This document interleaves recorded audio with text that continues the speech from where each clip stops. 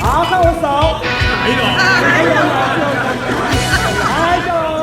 经过昨天由前院长现在是我们的尤委员，还有蔡委员、陈委员到民众党的我们党团，我们也公开的呼吁，在新国会的这个发展上面，小党虽然人数不多，但是我们对于议事的中立，还有未来在议程上面的一些进步法案的排程，还有各种进步议题方面的合作，我们也释出善意。所以昨天尤委员尤前院长也特别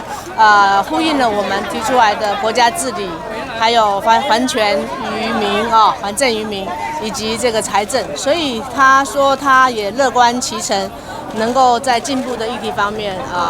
这个全力推动所以基于这样的一个善意也好，他在未来议事方面、国会这个改革方面的这个承诺，跟小党我们的合作，那所以院长部分呢，我们会支持尤喜坤委员。